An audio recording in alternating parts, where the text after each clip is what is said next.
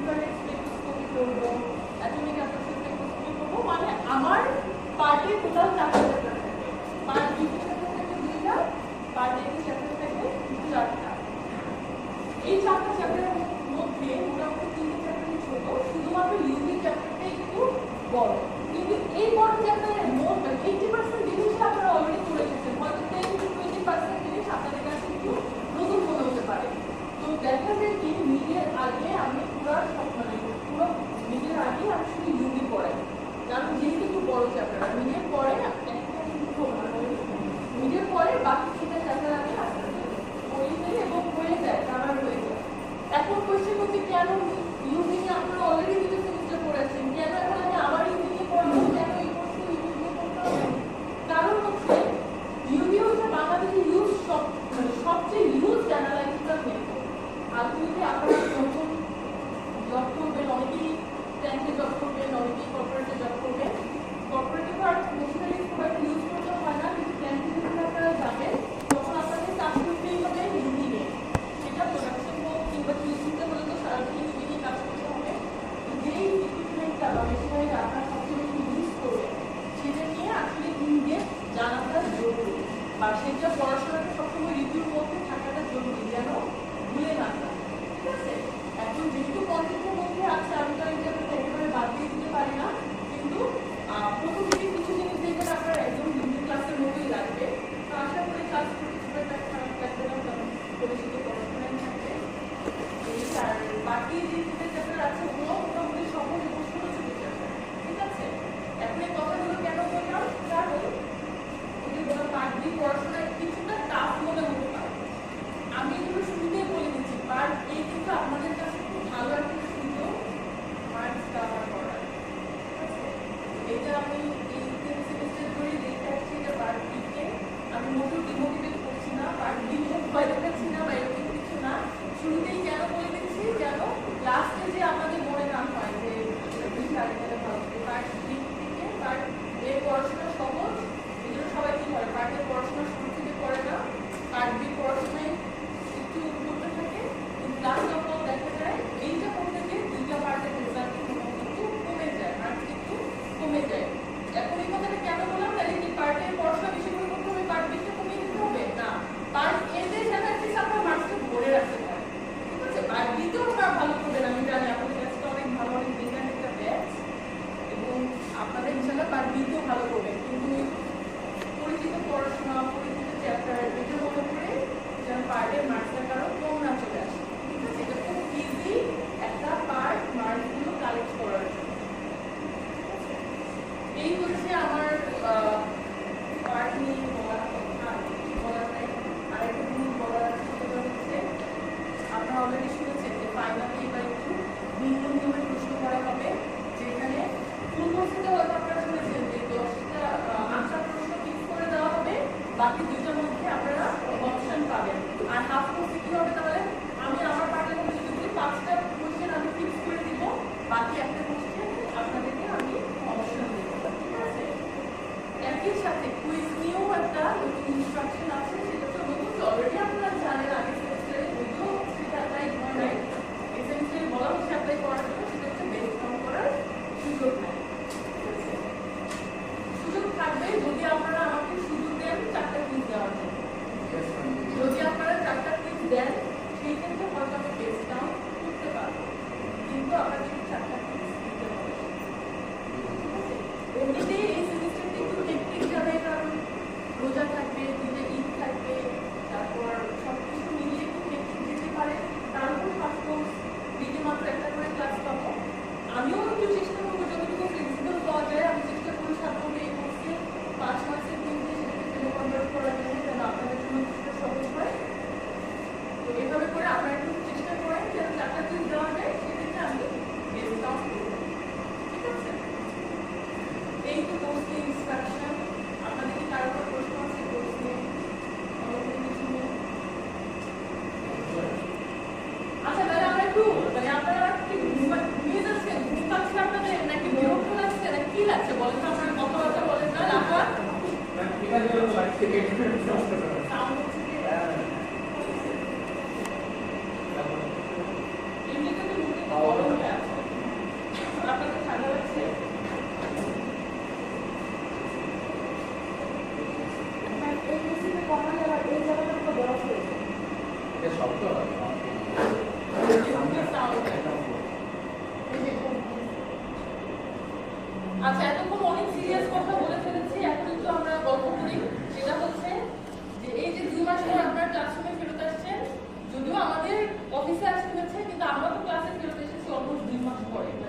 হ্যানা ত্যানা সহ।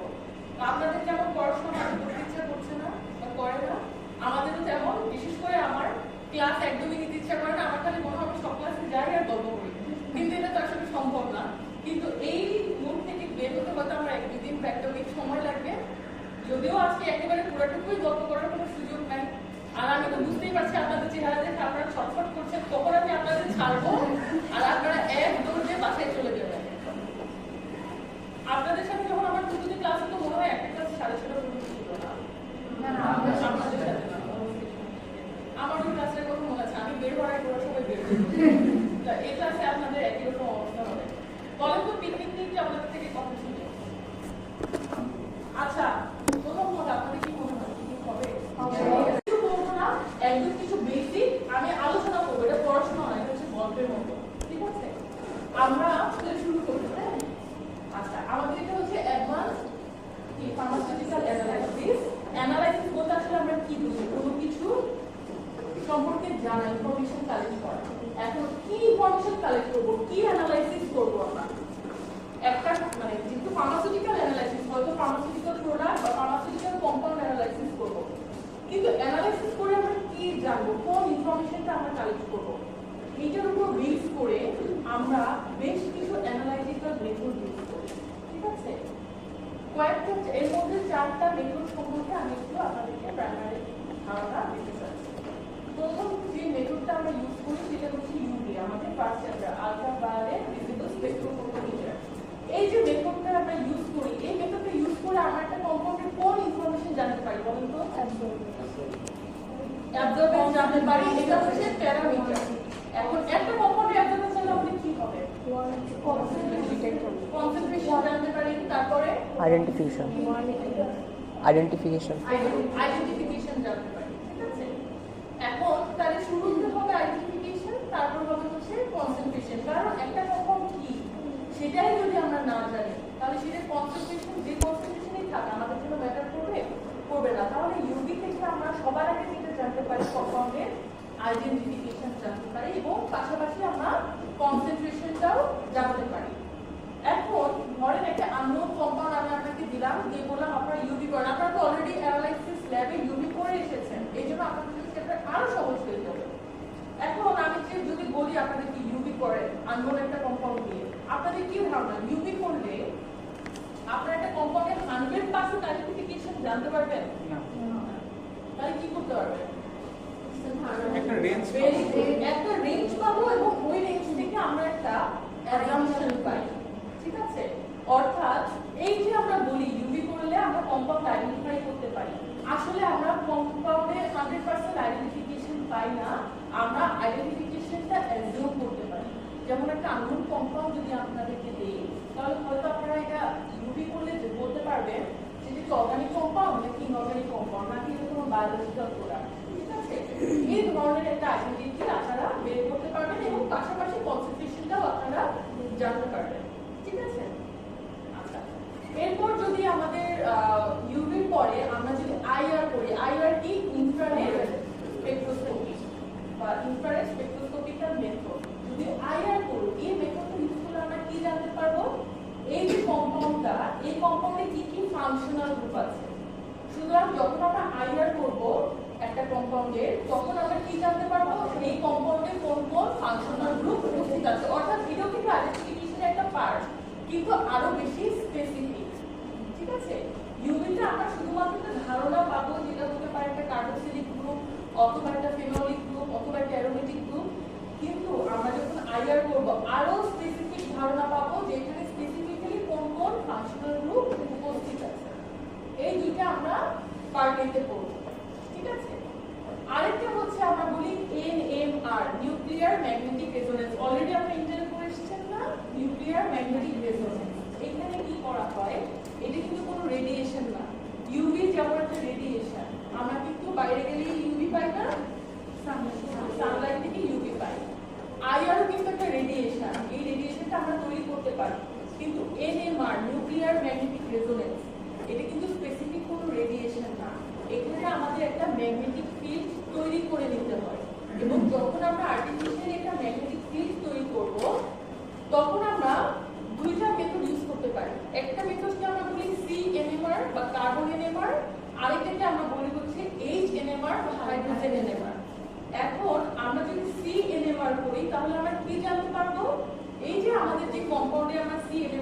করলাম সেই কম্পাউন্ডে কয়টা কার্বন আছে, নাম্বার অফ কার্বন এন্ড কার্বনের লোকেশন গুলো কি রকম বা সেটা কিভাবে কোন অ্যারেঞ্জমেন্টে আছে, ঠিক আছে? এটাকে আমরা বলেছি কার্বন এনভায়রনমেন্ট। তাহলে আমরা যদি সিএনএমআর করি তাহলে স্পেসিফিক্যালি আমরা carbon number and carbon environment সম্পর্কে জানতে পারবো। আর যদি আমরা এইচএনএমআর করি তাহলে হাইড্রোজেন নাম্বার এবং হাইড্রোজেন এনভায়রনমেন্ট সম্পর্কে জানতে পারবো। তো আমাদের যদি স্পেসিফিকলি জানতে হয় যে আমার কম্পাউন্ডে কয়টা কার্বন আছে বা কার্বনটা কিভাবে আছে, এটা কি কাইরাল কার্বন কিনা বা এটা কি রেসিক মিক্সচার কিনা, এগুলো যদি জানতে হয় তখন আমরা কি করি, তখন আমরা কম্পাউন্ডের এনএমআর করি, ঠিক আছে? আরেকটা আছে সেটা হচ্ছে ম্যাস স্পেকট্রোমেট্রি। এইটা থেকে আমরা কি জানতে পারি, কম্পাউন্ডের মলিকিউলার ওয়েট, ঠিক আছে? কম্পাউন্ডের মলিকিউলার ওয়েট। তো এনএমআর আর ম্যাস স্পেকট্রোমেট্রি এই দুইটা আপনারা পড়বেন হচ্ছে পার্ট বিতে, এবং শুধুমাত্র পার্ট বিতে এই দুটো চ্যাপ্টারে থাকবে। আমার পার্টে থাকবে হচ্ছে UV, IR, atomic absorption spectroscopy, আর এটা হচ্ছে থার্মাল অ্যানালাইসিস, ঠিক আছে? থার্মাল অ্যানালাইসিস এবং অ্যাটমিক অ্যাবজর্পশন স্পেকট্রোস্কোপি থেকে আমরা নির্দিষ্ট কোনো কিছু জানতে পারি না, ঠিক আছে? যার কারণে এই চারটা মেথডের মধ্যে আমরা এই দুইটার নাম আর মেনশন করলাম না, যদিও ওই দুটো অ্যানালাইটিক্যাল মেথড, ওই দুটো দিয়েও আমরা অ্যানালাইসিস করতে পারি এবং বিভিন্ন প্যারামিটার সম্পর্কে জানতে পারি। তো সেটা আমরা যখন চ্যাপ্টারটা করবো তখন ওগুলো নিয়ে আলোচনা করব। মোটা দাগে যদি আমাদের বলতে হয় অ্যানালাইটিক্যাল মেথড কি কি বা একটা কম্পাউন্ডের কমপ্লিট অ্যানালাইসিসের জন্য আমরা কি কি মেথড ইউজ করতে পারি, সেই সেন্স থেকে বলতে গেলে চার ধরনের অ্যানালাইটিক্যাল মেথড আমরা করতে পারি। একটা আইডেন্টিফিকেশন যদি অ্যাজিউম করতে হয় তখন আমরা করে থাকি হচ্ছে ইউভি, যদি স্পেসিফিক্যালি ফাংশনাল গ্রুপ জানতে হয় তখন আমরা আইআর করে থাকি। তারপর যদি স্পেসিফিক্যালি কার্বন সংখ্যা বা কার্বন এনভায়রনমেন্ট বা হাইড্রোজেন সংখ্যা, হাইড্রোজেন এনভায়রনমেন্ট জানতে হয় তখন আমরা এনএমআর করি। আর স্পেসিফিক্যালি যদি মলিকুলার ওয়েট জানতে হয় তখন আমরা ম্যাস স্পেকট্রোমেট্রি করে থাকি। এবং আমরা জানি একটা কম্পাউন্ডের মলিকুলার ওয়েট থেকে কিন্তু আদার্স আরো অনেক ইনফরমেশন পাওয়া যায়, ঠিক আছে? সেক্ষেত্রে ম্যাস স্পেকট্রোমেট্রিও বেশ ব্যবহৃত একটা অ্যানালাইটিক্যাল মেথড। এই হচ্ছে একদম বেসিক কিছু অ্যানালাইটিক্যাল মেথড। আর ইউভি নিয়ে তো আমরা জানি যে ইউভি কি, ইউভি নিয়ে যদি বলতে হয় যে ইউভি স্পেকট্রোস্কোপি কি বা ইউভি স্পেকট্রোফটোমিটার বলতে আমরা কি বুঝি, তাহলে ডেফিনিশন আমি আজকে আর স্লাইড ওপেন করছি না, নেক্সট দিন আমি যখন স্লাইড ওপেন করবো আপনারা দেখবেন ডেফিনিশনে বলা আছে যে এটা একভাবে অ্যাবজর্পশন স্পেকট্রোস্কোপি। তাহলে এখন কথা হচ্ছে অ্যাবজর্পশন স্পেকট্রোস্কোপি কি, যদি কোনো কম্পাউন্ডে আমরা কোনো রেডিয়েশন পাস করাই এবং ওই কম্পাউন্ড ওই রেডিয়েশন অ্যাবজর্ব করে কোনো স্টাডি দেয়, সেগুলোকে আমরা বলি হচ্ছে অ্যাবজর্পশন স্পেকট্রোস্কোপি।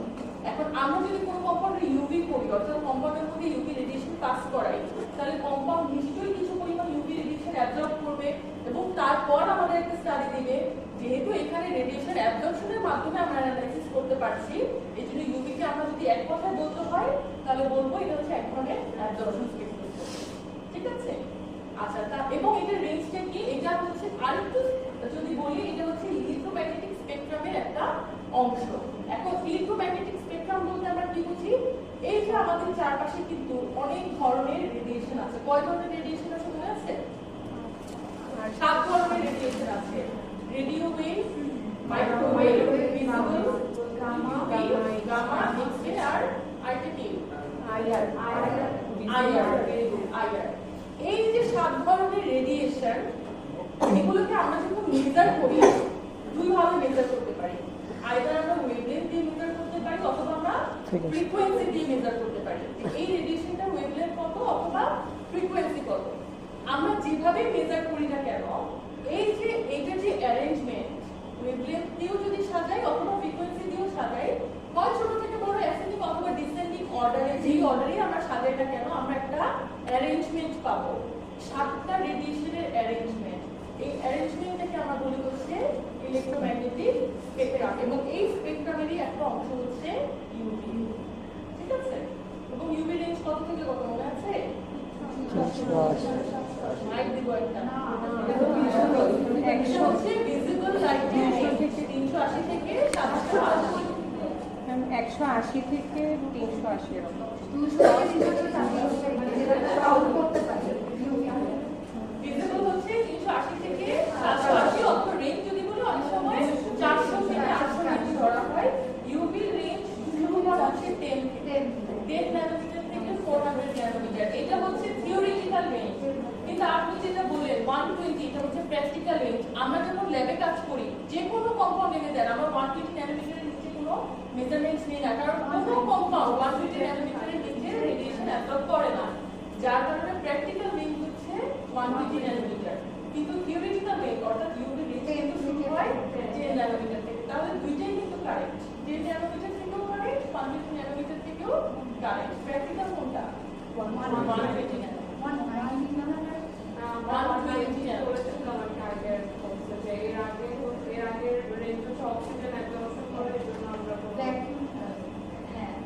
এইবার আমরা আসি ইউভি রেঞ্জ যদি আমরা শুরু করি, তাহলে থিওরিটিক্যাল রেঞ্জ আমরা শুরু করতে পারি 10 ন্যানোমিটার থেকে কত?